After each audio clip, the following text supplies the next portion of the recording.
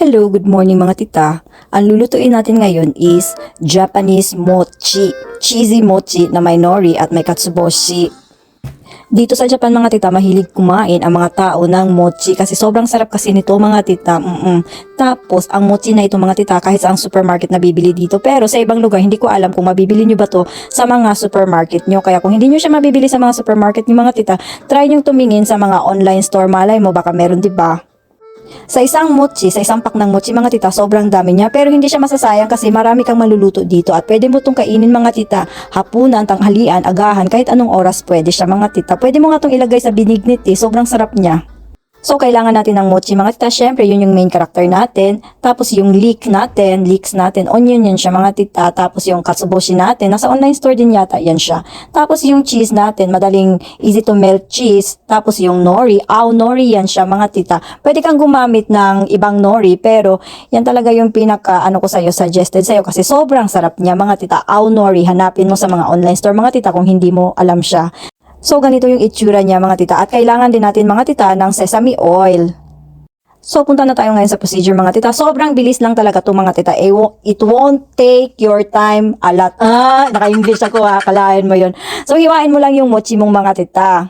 Pagkahiwa mo ng mochi mga tita, initin mo yung fry pan mo, ilagay mo yung sesame oil mo. At habang nagiinit ka ng sesame oil mo, hiwain mo yung leeks mo or yung onion mo mga tita ng pa-julienne. Julienne ang tawag dyan mga tita ha. So, Julian ang tawag sa maninipis at mahabang hiwa mga tita. Kapag Julian ang pangalan mo, alam na natin yung trabaho ng nanay mo.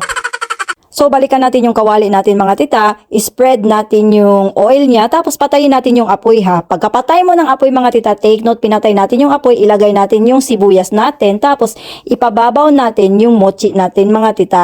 Ayusin mo, ipagdikit-dikit mo para masarap siya mamaya pagkaluto niya. So, pagkatapos ng mochi mo mga tita, ipababaw mo yung cheese sa ibabaw ng mochi mo. Melted cheese ang gamit ko mga tita para mabilis yung pagkatunaw niya. Depende sa cheese na gagamitin mo mga tita. Itong akin mga tita is hindi siya masyadong maalat ba? Kaya mamaya magdadagdag tayo ng toyo nito. Tapos takpan lang natin siya mga tita. Hinaan natin yung apoy, yung sa pinakamahinang apoy talaga. Hayaan natin yan siya dyan hanggang sa maluto siya. So, wow! Tunaw na yung cheese niya mga tita. At ang bang-bango. So, kumakan. So, malambot na yung mochi mo mga tita. Ibig sabihin, luto na siya. Sobrang lambot nito. Kung duda ka baka masunog yung mochi mo mga tita, iset mo sa 4 minutes muna, sa pinakaunang 4 minutes mga tita para makasigurado ka. Tapos buksan-buksan mo siya, tignan-tignan mo at pwede mo siyang tusukin ng tinidor para malaman mo na luto na yung mochi mo. So pagkaluto ng mochi ko mga tita, nilagyan ko siya ng toyo ba? Kasi nga walang lasa yung cheese ko mga tita, 'di ba? Easy melt cheese lang siya. Tapos nilagyan ko siya ng nori mga tita. Dinamihan ko na. Sobrang sarap kasi ng nori na to mga tita. Tapos nilagyan ko na rin siya ng katsuboshi ba? Pwede mo siyang damihan ng nori mga tita. Yung isang pack na uubos ko yun sa sobrang sarap niya. So, i-spread lang natin all over the universe siya mga tita. Tapos patayin na natin yung apoy ha. Finish na yun siya. Tapos isi-serve na natin mga tita. Ay nako, matutuwa talaga ang buong pamilya mo nito mga tita. Yung isang ganito mga tita, isang fry pan, kulang pa sa amin to ng asawa ko sa sobrang sarap niya. Oo.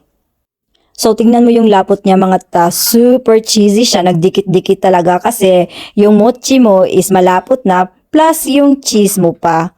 So, thank you for watching my video mga tita. Sana ma-try nyo at magustuhan nyo itong niluto ko. Please subscribe on my channel mga tita. Bye!